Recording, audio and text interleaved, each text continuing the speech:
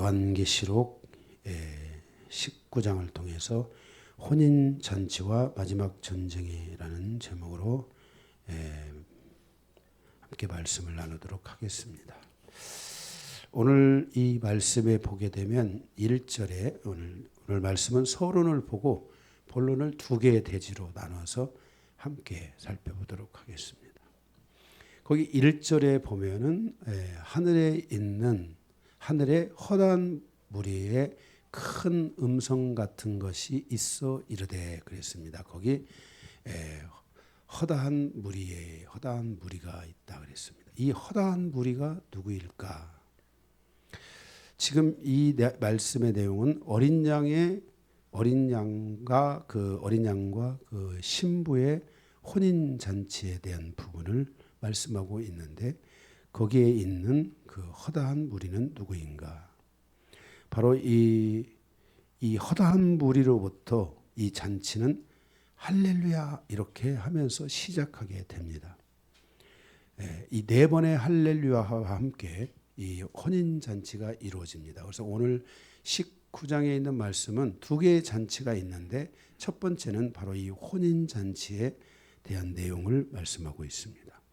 그 허다한 무리는 우리가 히브리서 12장 1절에 보면 구름같이 둘러싼 허다한 증인이 있다 그랬습니다. 바로 그 구름같이 둘러싼 허다한 증인, 이들이 바로 여기에 있는 이 허다한 무리가 아닌가라고 우리가 생각해 볼 수 있습니다.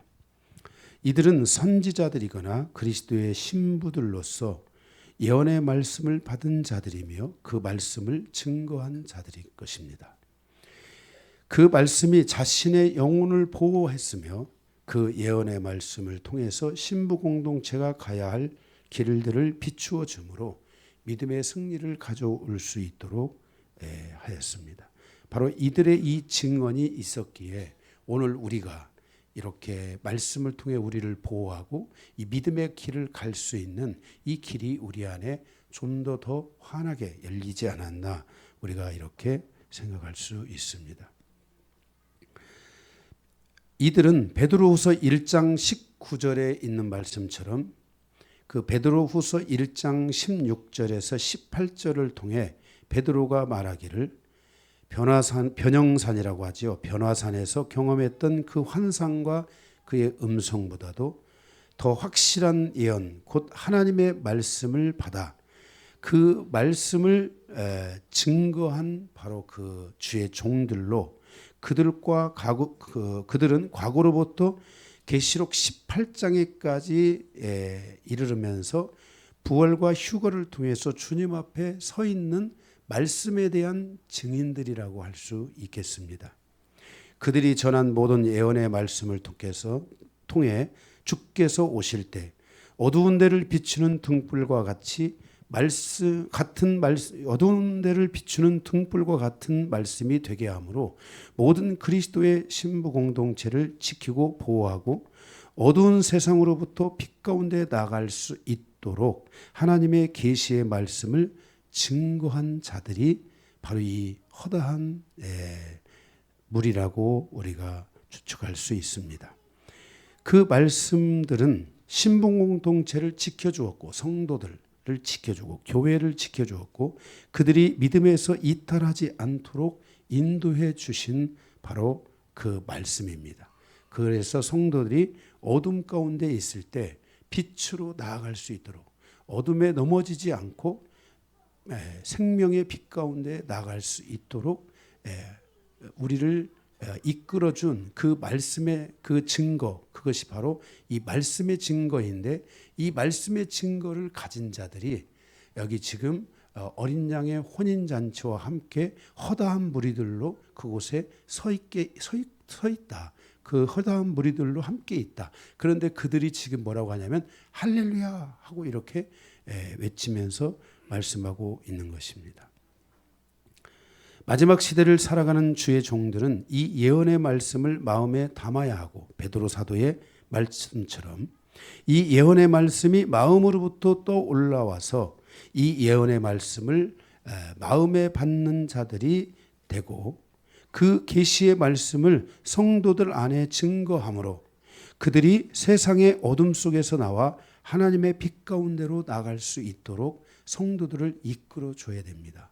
그래서 교회 안에 있는 모든 성도들이 단 한 사람도 어둠 가운데 있지 않고 빛 가운데 나아갈 수 있도록 인도해 줘야 할 것입니다.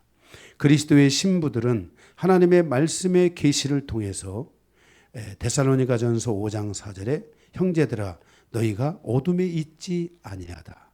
하나님의 이 말씀의 증거를 통해서 성도들이 어둠에 있지 않아야 된다라는 것을 말씀하고 있고 너희가 다 빛의 아들이요 낮의 아들이기 때문에 밤이나 어둠에 속하지 아니하게 될 것이고 어둠에서 빛 가운데로 너희가 나가야 될 것이다 라고 이렇게 말씀하고 있습니다.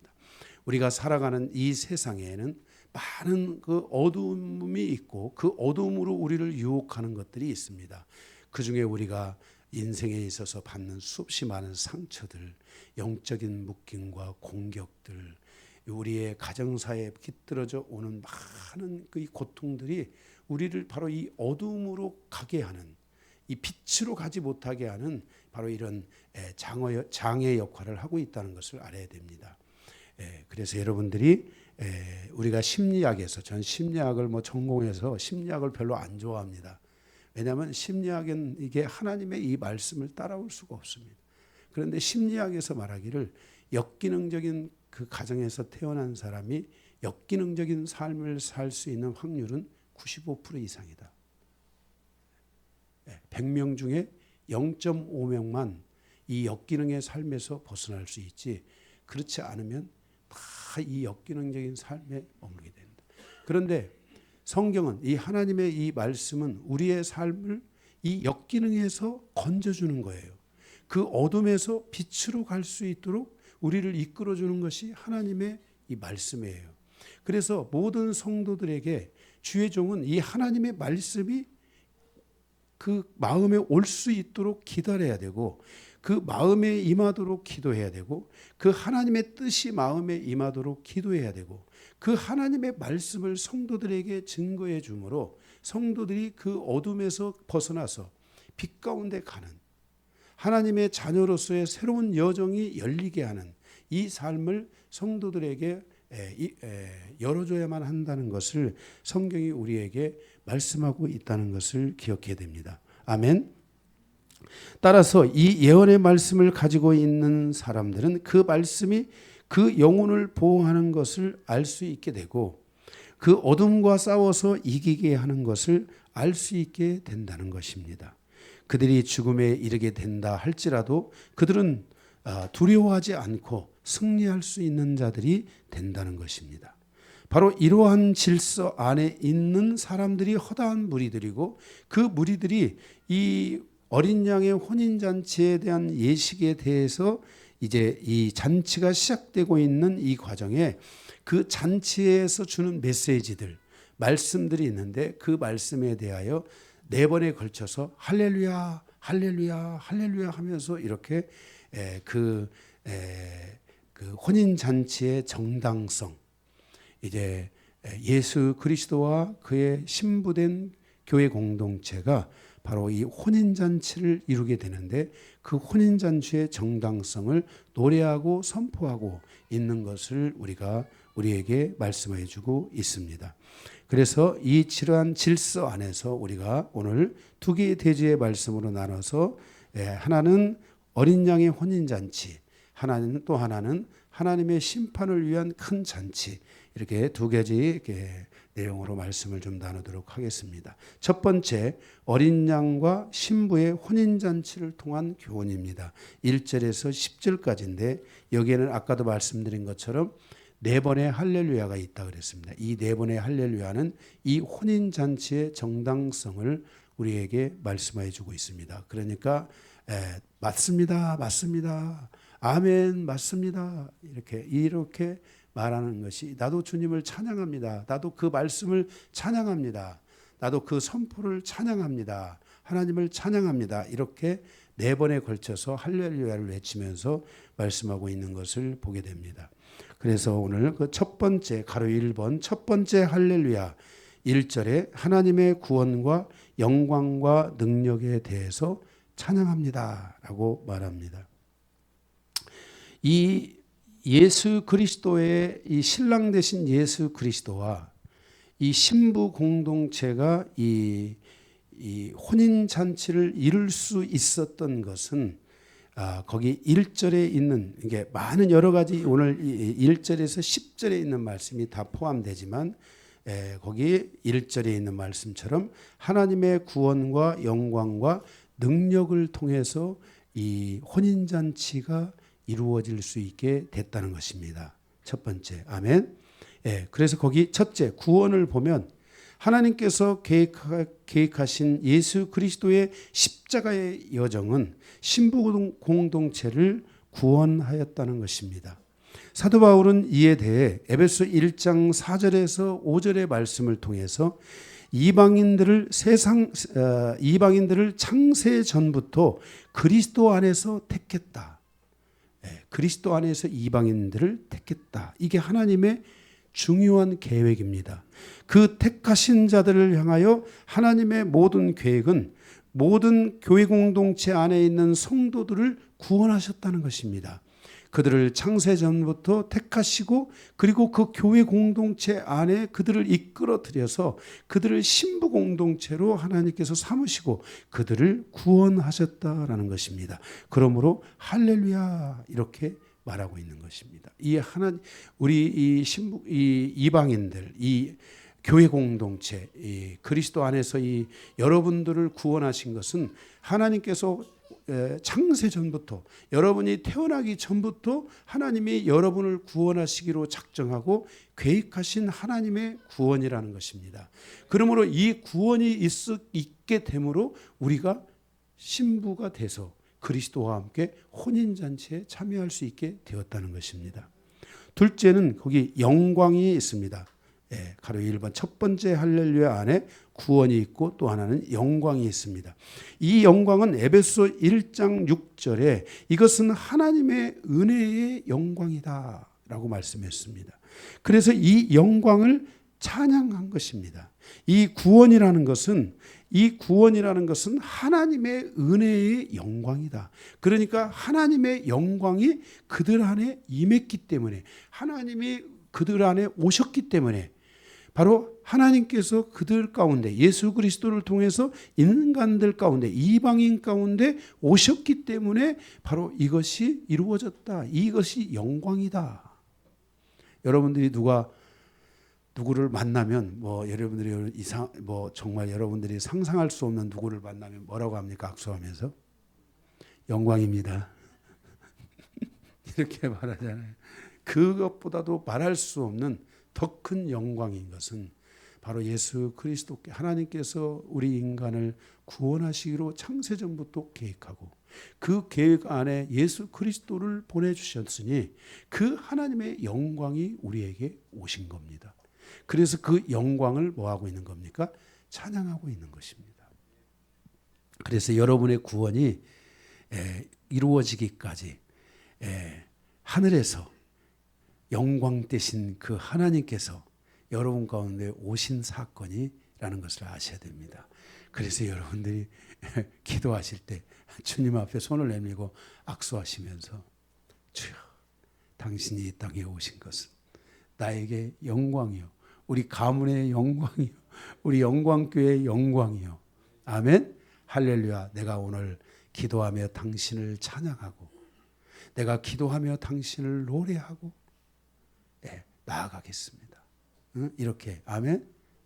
오늘 또 앞에 공집사님이 와서 기도하면서 주님을 찬양하고 마음을 고백하고 그런데 저 뒤에서 울었어요. 저 너무 기도가 은혜가 돼가지고 눈물이 막 다 나더라고요. 그래서 제가 막 아마 이 수건을 갖다 대지 않았으면 막 철철 울 것 같아서 제가 정말 우리 삶에 이렇게 기도를 통해서 고백도 하고 찬양도 하고 그 영광을 하나님께 당신이 나에게 오신 것은 영광입니다라고 여러분들이 알려줘야 돼요. 고백해줘야 돼요. 하나님이 다 아시지만 여러분들이 이렇게 이것이 여러분에게 영광이라는 것을 기억해야 돼. 그래서 할렐루야, 그것이 영광입니다. 그러니까 아멘, 주님을 찬양합니다, 이렇게 하는 거죠. 셋째로는 능력이라 그랬습니다. 거기 구원과 영광과 능력이다. 예, 그것이 하나님께 있도다. 예, 아멘. 네, 그 신부 공동체가 탄생하기에는 바로 구원과 영광과 능력이 하나님께 있었기 때문이다 라고 말씀하고 있는 것입니다. 그 능력은 에베소 1장 19절에 신부 공동체를 구원하기 위해 하나님의 능력이 사용되었다. 하나님의 위대한 능력이 그곳에 나타났다, 이렇게 말씀하고 있습니다. 그래서 예수 그리스도가 오신 것 자체가 큰 능력입니다. 남자의 씨를 가지지 않고 여자에게서 잉태되는 이 능력이라는 것은 어마어마한 능력인데, 하나님께서는 이것을 선지자들을 통해 예언하고 이것을 우리 안에 그 능력으로 임하신 것입니다. 그리고 예수 그리스도께서 십자가를 향하여 가는 그 3년 반의 공생의 여정 자체가 하나님의 능력이었습니다. 그리고 죽음에서 첫 번째 부활에 이르게 되는 이 부활 자체가 하나님의 능력이었습니다. 우리를 구원하고 우리를 그리스도의 신부로 삼아가는 이 모든 과정 안에 하나님의 어마어마한 능력이 임하였다라고 에베소 1장 19절에 말씀하고 있습니다. 그리고 더 나아가서 성령으로 말미암아 이 능력을 교회에 부어주셔서 예수 그리스도가 하신 그 일을 교회가 할 수 있도록 그 능력을 교회 안에 부여해 주셨다라고 성경은 우리에게 말씀하고 있습니다. 이거 믿고 가셔야 됩니다. 여러분에게 이 어마어마한 능력이 함께하고 이 어마어마한 능력이 여러분의 삶에 임하게 되신 것을 감사합니다. 그래서 할렐루야, 이렇게 이 혼인잔치의 정당성에 대한 것을 하며 하나님을 찬양하고 높이는 것을 볼 수 있습니다. 가로 2번 두 번째 할렐루야입니다. 2절 3절인데 심판에 대한 것을 말씀하고 있습니다.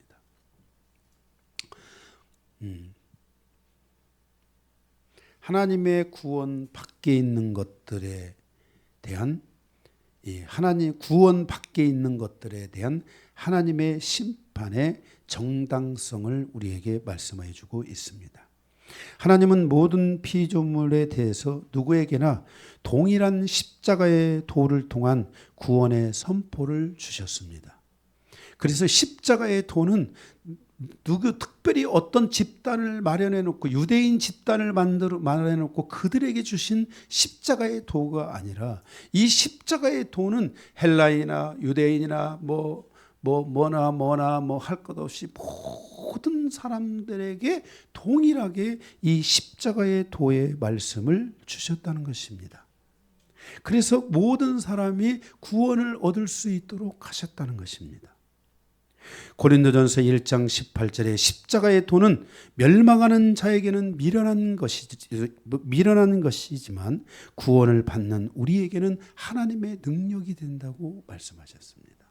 그러니까 이 십자가의 도를 믿는 자들에게는 구원이지만 이 십자가의 도를 믿지 않는 자들, 이 십자가의 도에서 벗어난 자들은 멸망을 당할 수밖에 없고 하나님의 심판을 받을 수밖에 없다는 것을 우리에게 말씀하여 주고 계시는 것입니다. 그러니까 이 신부의 공동체가 탄생한 것은 바로 믿는 자들, 누구에게나 다 십자가의 도에 대한 말씀을 주셨지만은 이 말씀을 믿고 이 말씀을 자신의 삶으로 가져와서 확신한 자들의 바로 모임이 신부 공동체이고, 그 신부들이 그리스도의 신부가 되어 이 지금 혼인잔치를 치르게 된다라고 하는 것에 대해서 말씀하고 있습니다. 그러자 거기서 할렐루야, 하나님을 찬양합니다 하면서 이렇게 말씀을 하고 있는 것입니다. 여러분이 오늘 구원을 얻은 것이 얼마나 이게 위대한 것인지를 알아야 됩니다. 지금은 여러분들이 잘 모르죠. 우리 인생은 주님이 더뎌 오신다 할지라도 반드시 우리 인생은 가게 돼 있습니다. 앞으로 얼마를 더 살다 내 인생이 갈고 그 인생의 모든 끝을 마칠지 여러분은 알 수 없지만 내 인생의 저 끝에 구원이 있다는 거, 멸망이 있지 않고 구원이 있다는 거, 그것은 믿는 우리에게 얼마나 위대한 사건인지를 여러분들이 지금부터 여러분들이 깨닫고 느껴야 됩니다. 정말 그것은 다시 돌이킬 수 없는, 내 인생이 죽음으로 끝난다면 그 방향을 돌이킬 수 없는 길입니다. 지금의 나의 선택이 나의 영혼을 결정하고 나의 정말 마지막 운명을 결정할 수 있다는 것을, 지옥이냐 천국이냐를 결정할 수 있다는 것을 여러분들이 기억해야 됩니다. 그래서 여러분들이 오늘 이 십자가의 도에 대한 이 믿음이 얼마나 중요한지를 알고 여러분들이 그것을 믿음으로 심판받게 있어야 됩니다. 이것을 믿지 않는 자들에게 그 합당한 심판이 있다는 것을 말씀하고 있습니다. 그래서 그 심판의 정당성을 여기서 말하고 있는 겁니다. 그러자 3절에 보니까 뭐라 했습니까? 연기가 세세토록 올라가더라 그랬습니다. 이 연기가 세세토록 올라갔다는 것은 심판의 연기가 끊임없이 올라가고 있다는 것을 말씀하고 있습니다.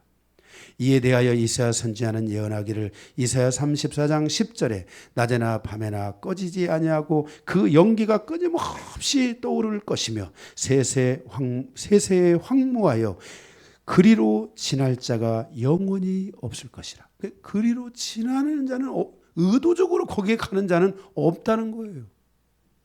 이렇게 심판의 그래서 우리가 이 심판의 연기가 있는 곳으로 우리의 인생이 가면 안 돼요. 우리의 인생이 찬양이 있는 신부 공동체와 같이 어린 양의 혼인이 있고 거기에 기쁨이 있고 찬양이 있는 이 인생을 살아가야 되지, 거기에 죽음의 연기가 피어오르는 그런 인생을 살아가면 안 되는 거예요.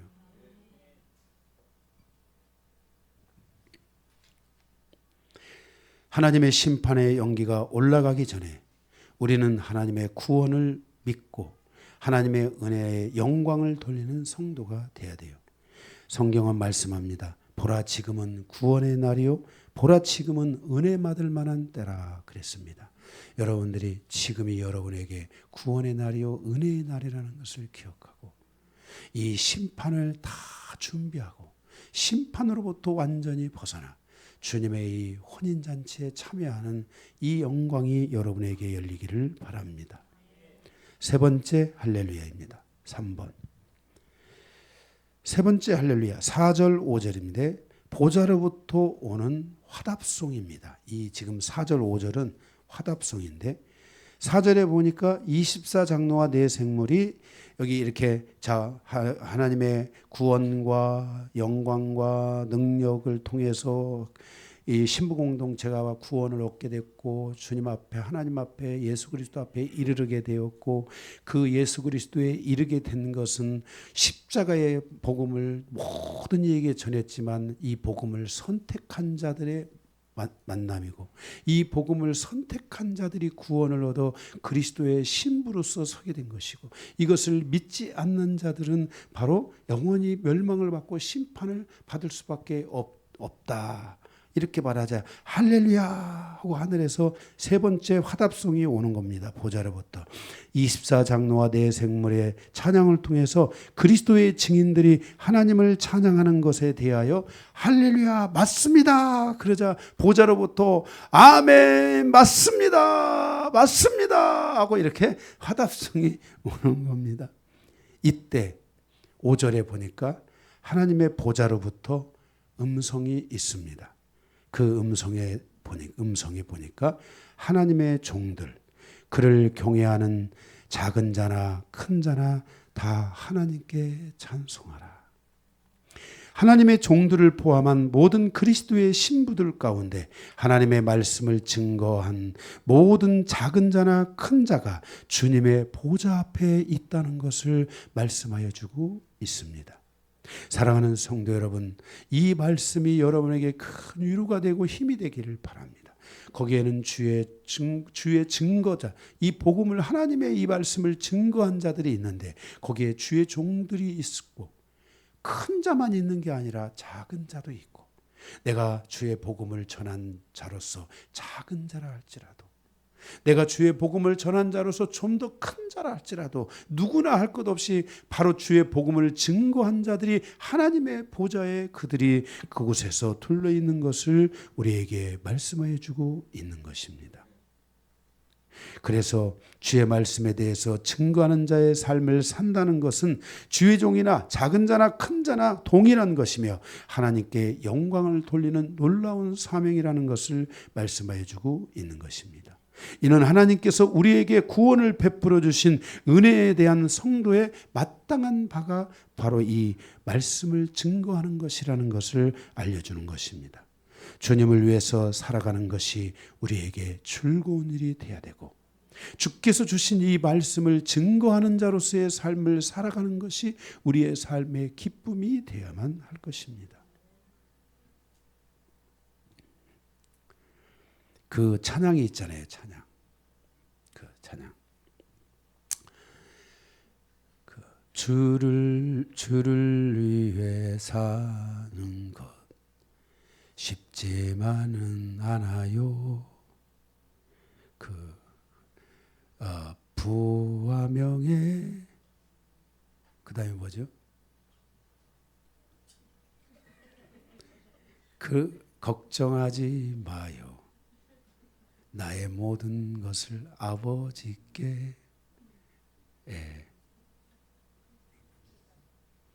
그렇게 다, 그 아버지에게 크고 강한 손이 나를 붙드신다.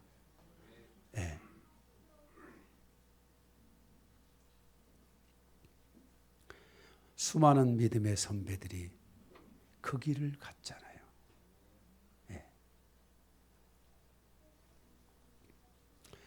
여러분들의 삶에 이렇게 주님과 함께 이 동행하는, 주님의 증거자로 살아가는 이 삶이 크냐 작냐의 문제가 아니라 내가 주님을 증거하느냐 증거하지 않느냐, 내가 주님의 말씀을 증거하느냐 증거하지 않느냐의 문제라는 것을 여기 우리에게 말씀해 주고 있는 것입니다.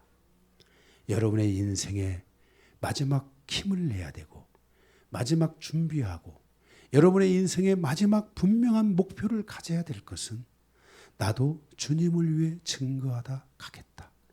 내가 이 땅에서는 초라한 자의 삶을 살아칠지라도 하늘에서는 내가 영광된 자의 삶을 살고, 여러분에게 이런 믿음이 있어야 됩니다.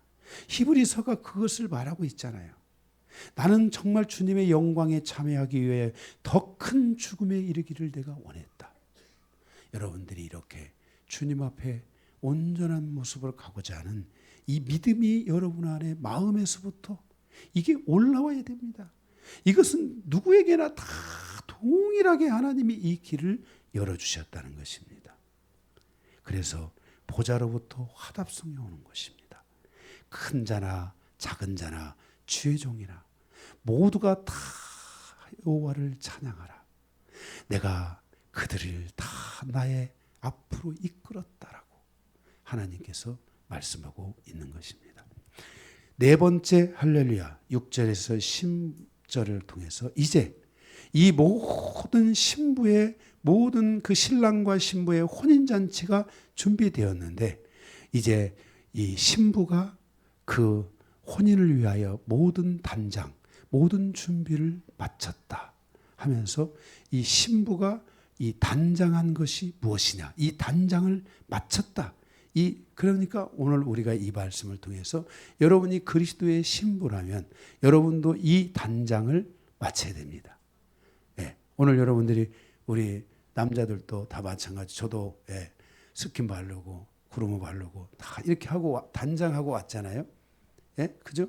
여러분들도 다 단장을 마쳐야 돼요. 저도 오늘 뭐 이 양복이야 제가 매일 딱 빨아서 입을 수 없으니까 속에 이 셔츠는 빨아서 데려서 새 걸로 다 이렇게 다 단장하고 온 겁니다. 아멘. 여러분들도 다 이렇게 단장하고 오신 줄로 믿습니다. 그런데 오늘 여러분들이 그리스도의 신부로서의 단장이 여러분에게 있어야만 한다는 것을 네 번째 할렐루야를 통해서 우리에게 말씀하여 주고 있습니다.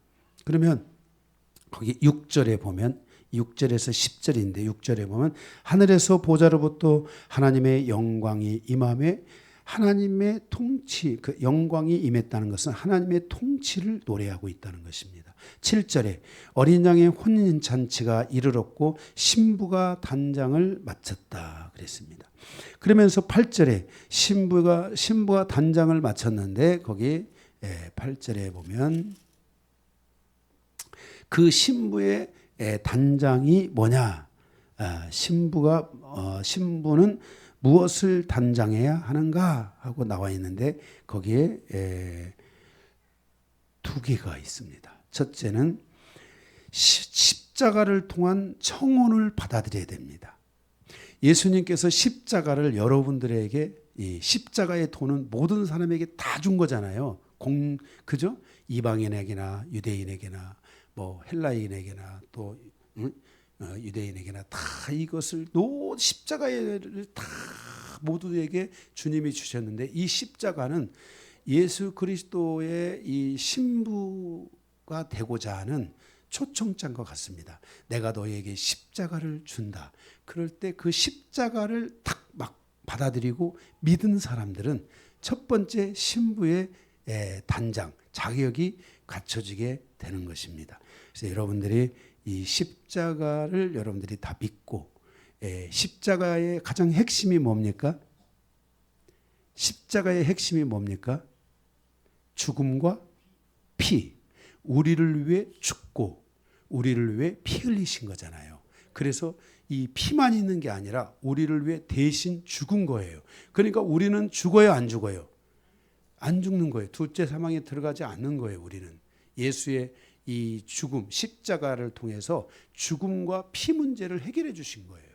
그래서 죽음은 우리가 다시 죽지 않는 부활을 의미하고 이 피는 바로 우리의 죄를 구속하는 것을 의미하고 있는 것이에요. 그래서 이 십자가를 여러분들이 믿어야 돼요. 이 십자가를 여러분들이 나도 그 십자가를 믿습니다. 나도 예수의 십자가를 믿습니다. 그래서 예수의 십자가가 내 십자가. 아멘. 예수 십자가가 누구 십자가? 내 십자가가 돼야 돼요. 그래서 사도 바울도 말했잖아요. 내가 그리스도와 함께 십자가에 못 박혔나니 그런즉 이제는 내가 산 것이 아니 오직 내 안에 그리스도께서 사신 것이라. 이제 내가 육체 가운데 사는 것은 나를 사랑하서 나를 위하여 자기 몸을 버리시는 하나님의 아들을 믿는 믿음 안에서 사는 것이라. 사도 바울도 뭐였어요? 예수가 십자가에 못 박힌 것처럼 자기도 십자가에 못 박혔다. 그래서 여러분들이 이 예수의 십자가를 여러분들이 분명하게 알아야 되고 그것을 여러분들이 믿어야 되고 그것을 여러분들이 붙잡아야 돼요. 아멘. 둘째로는 이 청혼, 이 십자가를 받아들이는 자에게 신랑은 이 십자가를 여러분들이 이게 십자가라고 하면 이 십자가를 여러분들에게 이렇게 딱 줬어요. 그래서 이 십자가를 가진 사람들에게 두 번째 주는 게 뭐냐면은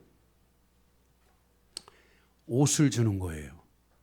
십자가를 가지고 있는 사람들에게 옷을 주는데 그 옷이 어떤 옷이냐면 빛나고 깨끗한 세마포 옷을 주신다는 거예요. 그런데 이 빛나고 깨끗한 세마포 옷은 뭐라겠어요?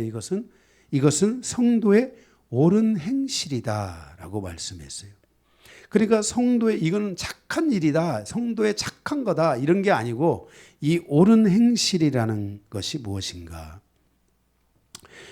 로마서 5장 18절에 그런즉 한 범죄로 많은 사람이 정죄에 이른 것 같이 한 의로운 행위로 말미암아 사람이 의롭다 하심을 받아 생명에 이르렀느니라 그랬어요. 여기 한 의로운 행실, 그러니까 주님께서도 이 의로운 행실, 이 옳은 행실을 자신이 받아들였다는 거예요. 이 옳은 행실을 여기 옷으로 말하면은 그 빛나고 깨끗하고 빛난 그 세마포 옷을 예수님도 입으셨다는 거예요. 아멘. 예, 그러니까 지금 여기 이 혼인잔치의 조건이 신랑도 이 빛나고 깨끗한 세마포 옷을 입고 신부도 여기 빛나고 깨끗한 이 세마포 옷을 입어야 된다는 거예요. 아멘? 예, 동일한 조건이라는 거예요. 그래서 예수님께서도 친히 바로 이 의의 행실을 행하셨다라고 말씀하고 있어요. 예수님의 의의 행실은 하나님 아버지께서 세우신 피의 언약을 친히 예수 그리스도께서 성취하셨다는 거예요. 이것은 예수님의 의의 행실로 말미암아 하나님과 성도 사이가 화목하게 되었다는 것입니다. 이 의의 행실을 예수님께서 성취하셨다는 것은 빌립보서 2장 8절에 말씀하고 있는 것처럼 하나님의 뜻에 대하여 그리스도께서 순종하셨다, 복종하셨다라는 거예요. 하나님의 뜻에 복종하셨다. 여러분, 하나님의 뜻이 무엇입니까? 여러분을 향한 하나님의 뜻이 무엇입니까? 여러분을 향한 하나님의 뜻. 이 말씀이 여러분에게 지금 깨달아졌잖아요. 이 말씀이 깨달아졌으면 이 말씀과 동일한 말씀이 여러분에게 깨달아져야 되고, 여기 지금 이 말씀의 핵심은 하나님의 뜻에 그리스도께서 뭐 하셨어요? 복종했어요. 그래서 죽으신 거예요. 이해가 되세요? 그러니까 죽으신 것이 먼저예요? 하나님의 뜻이 먼저예요? 하나님의 뜻을 받아들인 게 먼저예요. 하나님의 뜻을 받아들여서 죽으신 거예요. 죽기까지 복종하셨어요. 이게 의의 행실이에요. 죽으심 자체가 의의 행실의 결과지만 그 의의 행실이 이루어지기 전에 먼저 하나님의 뜻에 복종했다는 거예요. 그러면 우리를 향한, 그리스도인들을 향한 하나님의 뜻은 무엇일까요? 괜히 내가 물어가지고, 자, 이게 아마 요한복음 4장에 자, 요한복음 4장 40 찾아야 되는데 정확하게. 요한복음 4장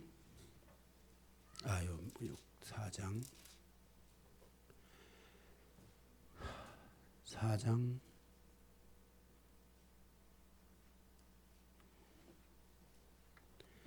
하나님의 뜻은 이것이니 이렇게 찾아주세요.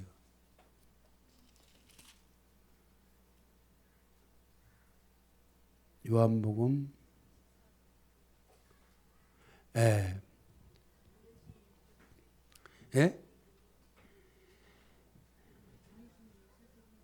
몇 장이에요? 34절. 나의 양식은 나를 보내신 이의 뜻을 행하며 그 일을 온전히 이루는 이것이니라. 그래서 이 하나님의 뜻이 뭐예요? 아들을 보고 믿는 것이, 아들을 믿는 것이라고 있는 말씀이 있는데 제가 괜히 얘기해가지고 지금 저 혼란스럽게 하고 있습니다.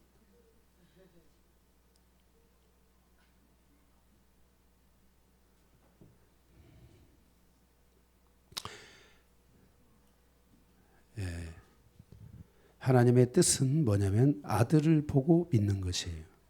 아들을 믿는 거. 6장?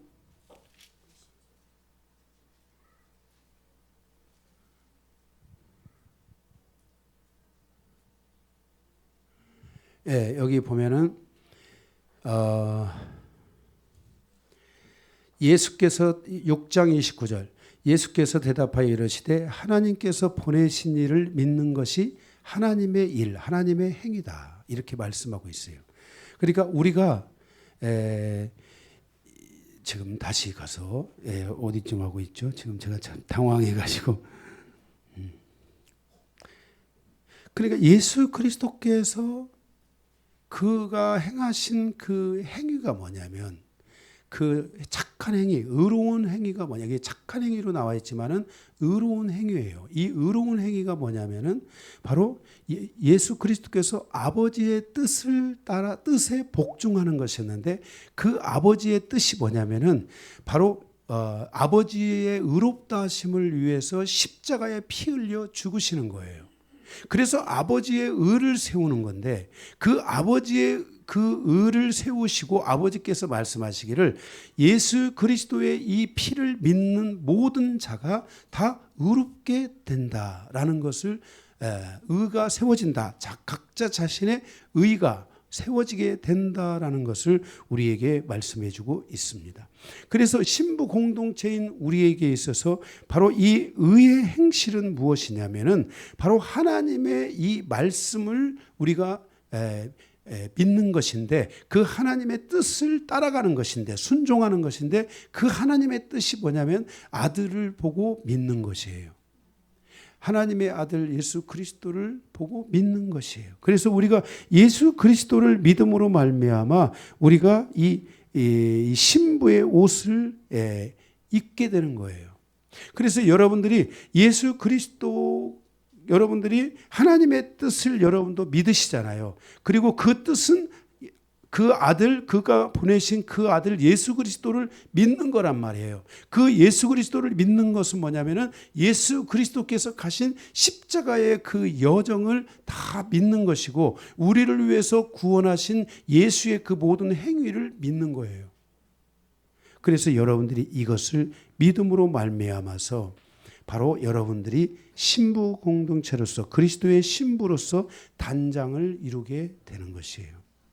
여러분들 안에 이러한 믿음이 있다면 여러분들도 그리스도의 신부로서의 단장을 여러분들이 맞춰야 되고 여러분들이 그리스도의 신부의 단장을 가서 맞추는 게 아니라 여기서 그 신부로서의 단장을 다 완성하고 완전히 마치고 여러분들이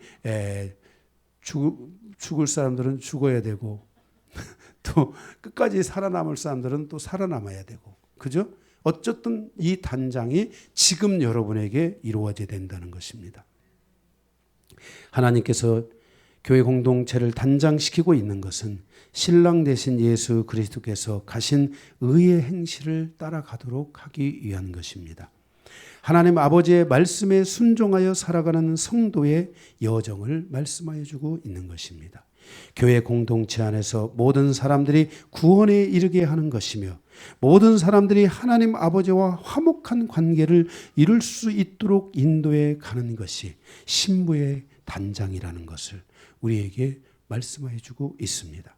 그래서 예수 그리스도의 단장과 같이 여러분도 이 단장을 다 이루어서 주님 앞에 가서 섰을 때 신부의 이 단장을 마친 완성한 다 끝낸 신부로서 여러분들이 그리스도 앞에 서야만 할 것입니다.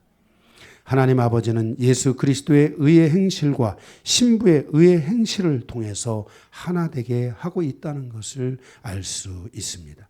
빌립보서 2장 12절에 그러므로 나의 사랑하는 자들아 너희가 나 있을 때뿐만 아니라 더욱 지금 나 없을 때에도 항상 복종하여 두렵고 떨림으로 너희 구원을 이루라 그랬습니다. 여러분들이 이 구원을 완성하고 이루어가는 성도들이 되어야 될 줄로 믿습니다. 그래서 이 신부의 단장이 맞춰졌다고 말씀합니다. 9절 이렇게 단장한 신부가 어린 양의 혼인잔치에 청함을 받아 그 이름을 바로 올리게 되는데 그 이름을 신부로서의 그 이름을 올린 자들은 행복한 자들이다. 복이 있다 그랬는데 이 원어의 뜻은 행복한 자들이다. 신부로서의 행복을 가진 자들이다. 이렇게 말씀하고 있습니다. 10절에 그러므로 예수 그리스도와 신부는 하나님 아버지 앞에 동급이라는 것입니다. 거기 여러분들이 10절 말씀을 보게 되면은 오직 그 신부들이 신랑에게 이렇게 이게 경배를 하려고 하니까 그 그리스도께서 하지 마라. 그렇게 하지 마라. 너희는 오직 하나님께 아버지께만 영광을 돌리라. 네, 거기 아버지께만 영광을 돌리라. 우리는 동급이다. 신랑과 신부는 뭐다? 동급이다라고 이렇게 말씀을 하고 있습니다. 네. 그가 말하기를 나는 너와 및 예수의 증언을 받은 내 형제들과 같이 된 종이니. 그죠?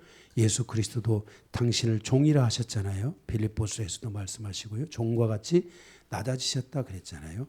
그래서 이 혼인잔치 안에서는 예수 그리스도가 이 신부와 동일한 종의 모습으로 동일한 그 증거를 가진 자로서 이 동등한 신분으로 있게 되는 것을 보게 됩니다.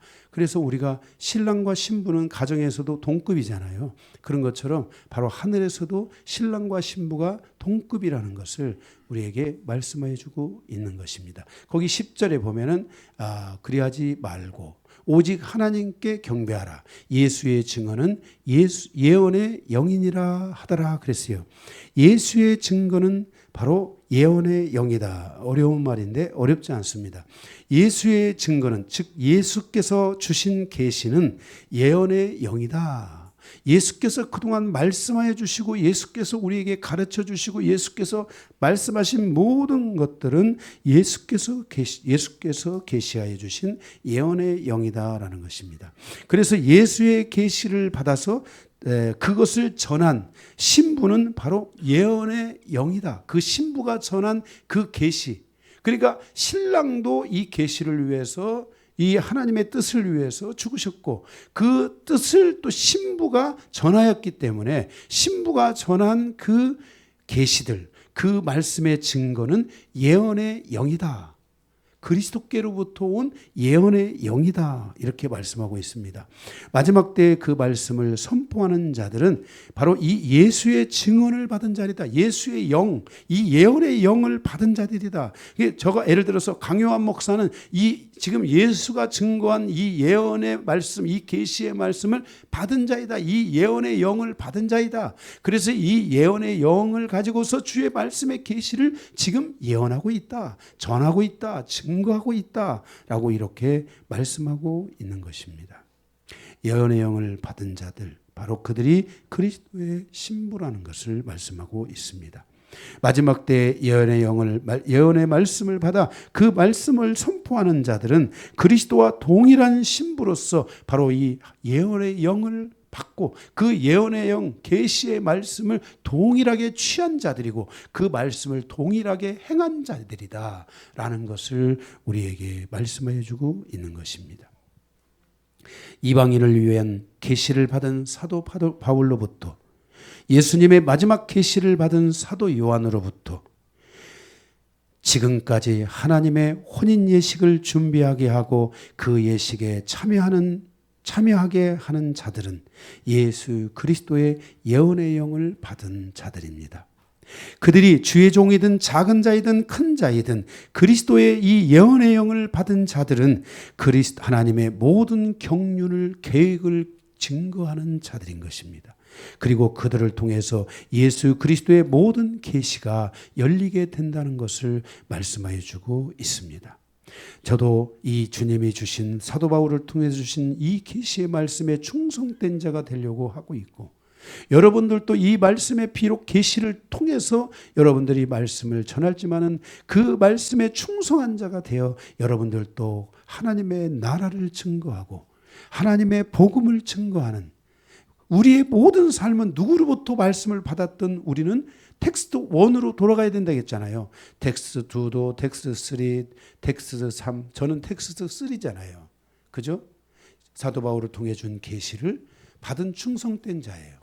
여러분들은 또 텍스트 4라고 할 수도 있어요. 저를 통해서 말씀을 받았잖아요. 충성된 자들은 결국은 이 말씀을 텍스트 1을 제외하고 텍스트 2는 바로 예수님의 말씀, 하나님의 말씀이니까 하나님의 입에서 나온 말씀이니까 텍스트 1은 그래서 텍스트 2든 텍스트 3든 텍스트 4든 우리는 이 말씀을 가지고 누구를 증거하는 거예요? 결국 텍스트 1 대신 예수 그리스도를 증거하고 하나님의 복음을 증거하는 자들이잖아요. 그래서 우리가 이러한 복음을 받은 자들은 바로 이 예언의 영을 받은 자로서 하나님의 말씀의 계시를 증거하는 자들이라고 말씀하고 있습니다. 바로 그들이 그리스도의 신부이기 때문에 예수님이 말씀하시기를 너와 나는 동급이다. 아멘. 예수님께서도 말씀이라는 측면에 있어서는 하나님의 말씀이 되신 거잖아요. 그 원조가 누구예요? 하나님 아버지. 그죠? 뭐 다 삼위일체 하나님이시지만, 그래서 이 모든 것들이 하나님의 말씀 안에서 우리가 동일하다. 하나님의 말씀의 영을 통해, 예언의 영을 통해 말씀의 계시를 전한 자들이다. 그러니까 우리가 다 똑같다. 여러분들이 오늘 가서, 여러분들이 가서 집에 가서 누구에게 복음을 전하면 여러분들은 그 말씀의 그것을 가지고 예수를 전했기 때문에 그 예언의 영을 전한 작은 자가 될 수 있다는 거예요. 큰 자만 여기에 들어가는 게 아니에요. 할렐루야. 그래서 마지막 때 하나님의 종들은 매우 중요합니다. 왜냐하면 이들은 예언의 영을 받은 자들이기 때문입니다. 마지막 때 선포되어야 될 말씀을 받은 자들이며 66권의 성경의 계시를 세상에 드러내는 자들이기 때문인 것입니다. 그 말씀을 선포하는 주의 종들이나 그 선포된 그 말씀을 다른 사람에게 선포하는 모든 신부들은 그리스도 안에서 충성된 일꾼들인 것입니다. 디모데후서 2장 1절에서 2절에 내 아들아 그러므로 너는 그리스도 예수 안에 있는 은혜 가운데서 강하고 또 내가 많은 증인 앞에서 내게 드는 말을 충성된 사람들에게 부탁하라. 말씀 앞에 너희가 강한 자가 되라. 말씀에 너희가 강력한 종들이 되라. 말씀에 강력한 성도들이 되라. 그리고 너희는 이 말씀을 충성된 사람들에게 부탁하라. 그들이 다른 사람들을 가르칠 수 있을 것이다. 그렇습니다. 그래서 여러분들이 오늘 이 셀장으로서의 사명을 감당하는 것도 바로 여러분들이 이 작은 자로서의 삶을 사는 것이고, 그죠? 예, 그리스도의 신부로서의 여정을 여러분들이 가는 것이라는 것을 여러분들이 믿고, 여러분들이 오늘 이 말씀을 통해 믿음을 확신하고 감사하고 가는 그런 성도들이 되어야 될 줄로 믿습니다. 아멘. 네. 큰 2번입니다. 첫 번째 말씀은 우리가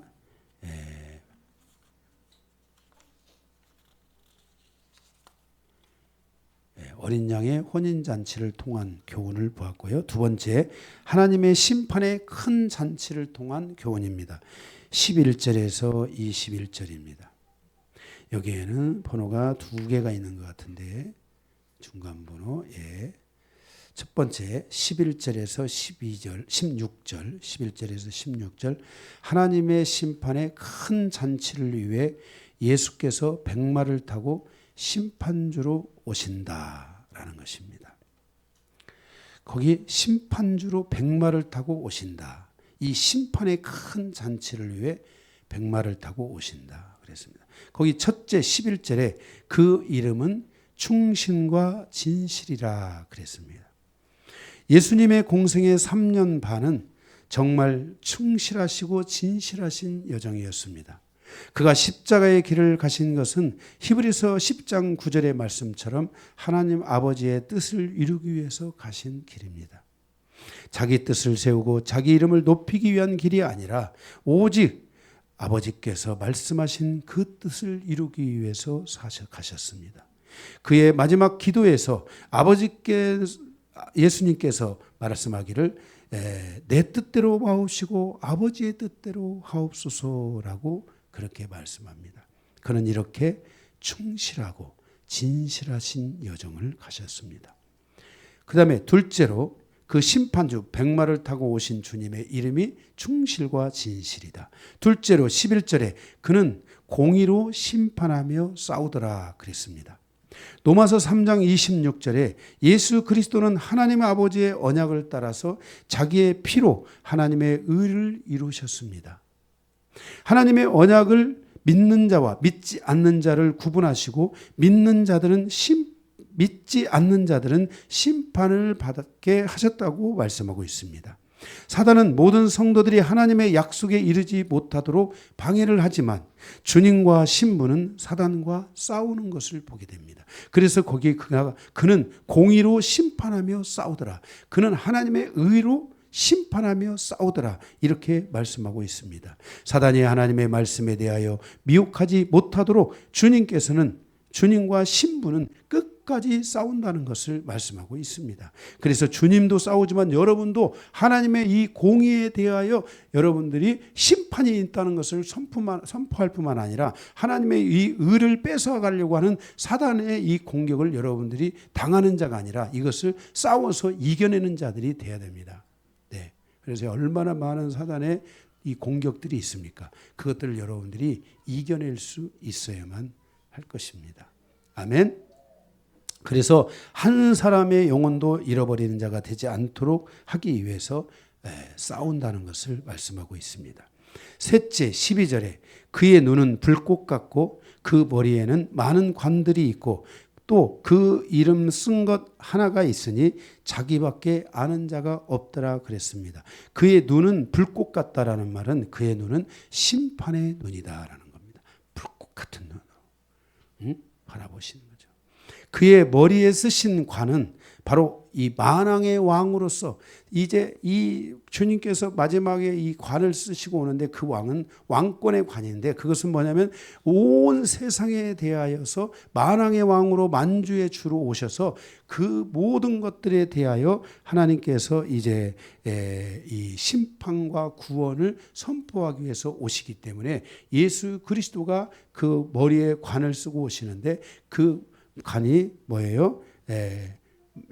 그 관이 복수의 관입니다. 그래서 만왕의 왕이라는 것을 우리에게 말씀하여 주고 있습니다. 많은 관들이 있다 그랬습니다. 그 다음에 그 이름에 쓴 것이 있는데 그 이름에 쓴 것이라는 것은 자기의 존재가 누구인지 그 존재됨을 아는 것은 이긴 자의 모습과 같다는 것입니다. 예수님은 자기의 이름이 있는데 그 이름을 자기는 알고 있습니다. 그 자기 이름의 존재됨을 자기가 알고 있습니다. 그것은 자기가 정말 하나님의 뜻을 따라서 영혼을 구원하기 위해 십자가의 여정을 갔다라는 겁니다. 예수는 십자가의 여정을 갔다. 그 이름의 존재가 있는데 그 이름의 그 자기 존재가 어떤 것인지는 자기만 안다는 것입니다. 예수님이 가신 그 길을 예수님이 아신다는 것입니다. 내가 간 길을 내가 안다는 것입니다. 여러분이 간 길을 여러분이 아신다는 것입니다. 그래서 여러분들이 바로 그 이름에 합당한 그 존재됨에 합당한 믿음의 여정을 여러분들이 살아가야만이 여러분들이 스스로에 대하여서 눌리지 않는다는 것입니다. 여러분들이 나는 정말 복음을 위해서 살았나? 난 살지 못했어. 그럼 여러분이 존재됨을 여러분 스스로가 알고 있는 거예요. 나 안 되겠다. 나도 이제 더 주님을 위해 살아야 되겠다. 주님을 위해서는 무엇을 해야 될까? 여러분들이 이것을 질문하지 않으면 안 됩니다. 주님께서 제가 주님의 보좌 앞에 저를 불렀다 했잖아요. 주님의 보좌 앞에 갔을 때 주님께서 저에게 말씀하셨지만은 네가 나를 사랑하느냐? 내가 사랑합니다. 그래서 제가 물었습니다. 사랑하긴 하는데 뭔가 구린 게 있더라고요. 내가 나를 아니까. 그래서 예수님 앞에 물었어요. 어떻게 하면 예수님을 사랑할 수 있습니까? 어떻게 하면 이웃을 사랑할 수 있습니까? 물어야 돼요. 여러분들이 하나님께 여러분 스스로에게 물어야 돼요. 나는 정말 이 복음을 가진 존재인가? 나는 이 말씀에 합당한 존재인가? 뭔가가 지금 뒤에가 뭔가 있다면은 여러분들은 지금 이게 불완전한 거예요. 여러분 스스로가 알고 있는 거란 말이에요. 양심이 알고 있고 여러분이 알고 있는 거예요. 그러면 여러분들 안에 그 불안한 요소들을 다 어떻게 되겠어요? 바꿔야지요. 그 불안한 요소들을 완전한 것으로 바꿔야 되잖단 말이에요. 예. 그것을 말씀하고 있는 거예요. 예수께서는 바로 그 십자가의 여정을 가셨기 때문에 그 존재 안에 그 예수라는 이름 안에 있는 자신의 그 모습을 자기가 알고 있는 거예요. 아멘. 예. 그래서 그의 눈은 불꽃 같고 그 머리에는 많은 관들이 있는데 그 이름에 쓴 것이 있는데 그 이름에 쓴 것 바로 예수의 이름에 써진 것 바로 그가 승리자다. 그는 지금 여기 이제 마지막 심판하기 위해서 오는 이제 여기 이 백마를 타고 오는 심판주다. 나는 이제 심판을 이 말씀을 가지고 있다가 나오지만 말씀을 가지고 심판하겠다. 이렇게 말씀하고 있는 것입니다. 아멘. 네. 넷째 13절에 그가 피 뿌린 옷을 입었는데 그 이름은 하나님의 말씀이라 칭하더라 그랬습니다. 이 피 뿌린 옷이라는 말은 밥티라는 것 말이에요. 밥티라는 말인데 이것은 피에 잠긴 상태의 옷으로 피로 물든 옷, 피에 젖은 옷을 입고 있다는 거예요. 그러니까 피가 지금 막 빨갛게 지금 이 신랑의 옷을 보는데 피가 막 빨갛게 막 묻어 있는, 막 적셔 있는, 막 흥건한 그런 옷을 입고 있다는 것이에요. 그런데 그것이 뭐냐면 바로 하나님의 그 이름을, 그 옷을 입었는데 그 피 묻은 옷의 이름을 하나님의 말씀이라 칭하더라 그랬습니다. 그것은 하나님의 말씀을 떠난 자들에 대하여 심판을 하고 오셨다는 것입니다. 이사야 63장 2절에 3절에 보면 어찌하여 내 의복이 붉으며 내 옷이 포도즙 틀을 밟은 자 같으냐. 만민 가운데 나와 함께 한 자가 없이 내가 홀로 포도즙을 밟았는데 내가 노함으로 말미암아 무리를 밟았고 분함으로 말미암아 짓밟았으므로 그들의 선열이 그들의 피가 내 옷에 튀기어 내 의복을 다 더럽혔다. 그래서 막 이 포도즙 틀을 가서 여러분 밟으면 어떻게 돼요? 흰 옷을 입고 만약에 밟으면 막 거기에 막 완전히 맑아서 막 젖게 되고 물들게 될 거 아니에요. 그와 같이 그렇게 더럽혀다. 이것은 주님께서 심판하실 때에 그들의 피가 주님의 옷을 적시게 될 것을 말씀하세요. 지금 백마를 타고 오시는 그 주님이 심판주로 오시는데 그 심판주의 이 옷에 이제 어마어마한 그 피들이 튀기게 될 것을 말씀해 주고 있는 것입니다. 다섯째, 14절에서 16절. 하늘에 있는 군대들이 희고 깨끗한 세마포 옷을 입고 백마를 타고 그를 따르더라 그랬습니다. 자, 아까 그리스도의 그 신부들이 있잖아요. 주님과 같이 의의 행실을 이고 혼인잔치에 지금 참여할 수 있는 그들이 다 지금 뭐예요? 어디에 있는 거예요? 지금 주님과 함께 부활하고 휴거되고 주님 앞에 이미 가서 다 존재하고 있는 그들이 주님이 백마를 타고 올 때 주님과 함께 그들이 같이 그 심판에 함께 심판을 행할 자들로 온다는 거예요. 그래서 신랑과 신부가 공동체가 함께 심판을 하기 위해서 온다는 거예요. 14절. 신부 공동체가 주님을 따라서 심판에 참여하고 있다는 것을 보여주고 있습니다. 15절. 그들은 예리한 검 곧 하나님의 말씀의 검으로 심판하러 오신다는 거예요. 이 예리한 검 이것은 바로 에베소서에 있는 말씀처럼 성령의 검 곧 하나님의 말씀이라 그랬어요. 말씀을 통해서 말씀을 떠난 자들에 대하여 말씀을 믿지 않는 자들에 대하여 하나님의 말씀을 능멸한 자들에 대하여 하나님의 말씀을 거부하고 거역한 자들에 대하여 이제 예수님이 오시면서 그들을 말씀의 검으로 그들을 다 치신다는 것을 말씀하고 있는 것입니다. 요한복음 12장 48절에 나를 저버리고 내 말을 믿지 아니한 자를 심판할 리가 있으니 곧 내가 한 그 말이 마지막 날에 그를 심판하리라 그랬어요. 나는 예수님의 말씀을 저버리는 자들, 예수님의 말씀을 받지 않는 자들, 믿지 않는 자들이 있는데 그들을 향하여 마지막 날에 심판하러 오시겠다고 예수님이 말씀하신 것이에요. 실제 예수님께서 계실 때. 16절. 그는 만왕의 왕으로 만주의 주로 오시는데 세계 모든 곳에 만왕의 왕, 만주의 주라는 것은 5대양 6대주에 이르는 모든 곳에 왕으로 오신다 예수님이. 그래서 그 5대양 6대주에 속한 세계를 전체 열방을 다 예수님께서 친히 오셔서 심판을 하시겠다라는 것을 왕으로서 심판주로서 오셔서 심판하시겠다는 것을 우리에게 말씀해 주고 있는 것입니다. 그래서 예수 그리스도는 바로 하나님의 심판의 큰 잔치를 위해서 예수님이 백마 타고 오시는데 그의 모습이 어떠한 모습인가 하는 것을 우리에게 보여주고 있습니다. 마지막 두 번째, 마지막 전쟁이 주는 교훈입니다. 17절에서 21절. 이 말씀은 아까 말씀드린 것처럼 하나님의 심판의 큰 잔치를 통한 교훈의 두 번째입니다. 마지막 전쟁이 주는 교훈 17절에서 21절. 첫째, 17절에서 18절 또 21절에 보면 새들의 잔치가 있습니다. 짐승과 거짓 선자들을 따르는 무리들에 대한 만국에 대한 심판이 있습니다. 17절에 18절에 보면 이게 바로 심판의 잔치입니다. 18절에 마지막 전쟁으로 수없이 많은 사람들이 죽음에 이르게 되고 그때 그 죽은 자들에 대한 시체들을 새들이 와서 청소하는 장면입니다. 고대의 전쟁터에 가보면 그 고대의 전쟁터는 죽은 아군들에 대하여 그들을 장사하고 추모하여 주지만 죽은 적군의 시체는 새들이 와서 청소하게 하는 것입니다. 그래서 그 적들의 그 수장의 그 뭡니까? 이 시체, 이 시신의 머리 같은 것들을 높이 날라와서 매달아 놓잖아요. 그러면 그것을 내리지 못합니다. 누구 내리면 그냥 죽는 거예요. 그러면 와서 새들이 와서 그걸 다 청소하죠. 그런 겁니다.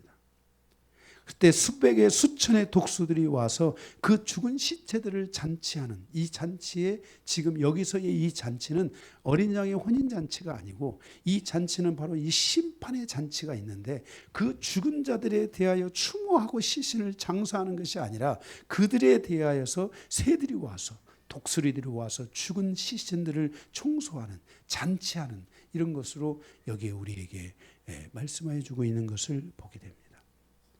계시록 16장 14절에 그들은 귀신의 영이라 이적을 행하여 온 천하 왕들에게 가서 하나님의 곧 전능하신 이의 큰 날에 있을 전쟁을 위하여 그들을 모으고 그들이 바로 이 어둠의 처소들이 되어 있게 되는데 마지막 주님의 이 심판이 바로 그곳 그러한 모든 자들을 향한 심판이 이루어지게 되고 그리고 더 나아가서 이스라엘을 공격하는 그 땅에서의 전쟁이 일어나며 그 이스라엘을 대적하고 하나님을 대적한 자들에 대한 마지막 그 큰 심판이 처절하게 그들에게 일어날 것을 보여주고 있으며 그 죽은 자들에 대한 심판에 대하여 바로 새들이 만찬을 즐기는 그런 일들을 하게 될 것을 우리에게 보여주고 있습니다.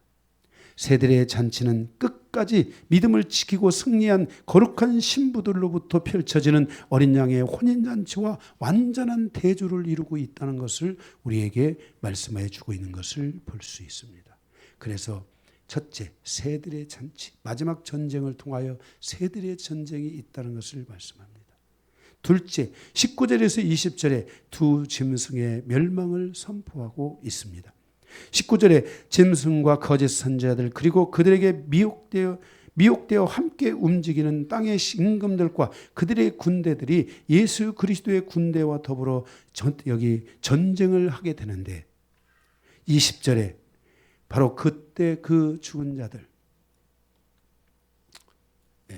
18절이랑은 다 여러분 다 읽으셔서 보셔도 눈으로 보셔서 하실 겁니다. 20절에 바로 거기에 두 짐승 곧 적그리스도와 거짓 선지자가 잡혀서 지옥 잡히게 되고 지옥문이 이제 열리고 드디어 그들이 가장 먼저 지옥에 던져지는 것을 보게 되는 것입니다. 결국 하나님의 말씀을 떠나서 사람을 미혹시키고 귀신의 영에 속한 자들의 삶을 사는 자들에 대한 심판이 이루어지게 될 것을 말씀하고 있으며 마지막 때를 살아가는 모든 사람들에 대한 하나님의 경고의 메시지를 던져주고 있는 말씀입니다. 그러므로 모든 성도들은 첫째도 둘째도 말씀 앞에 깨어 있어야 될 것이고 이 하나님의 말씀을 내가 견고하게 붙들고 있는지를 돌아봐야 할 것이며 그리스도의 이 신부로서의 이 빛나고 깨끗한 이 세마포 다시 말해서 신부의 이 행실에 대하여 올바른 나는 이 예수 그리스도를 쫓아가는 행실이 나에게 있는지를 돌아봐야 되고 그래서 그리스도를 만나고 믿음을 갖고 하나님의 나라를 향하여 가는 이 여정은 그냥 교회만 오는 여정이 아니라 믿음이 있어야 되는 여정이라는 것을 우리에게 말씀하여 주고 계십니다.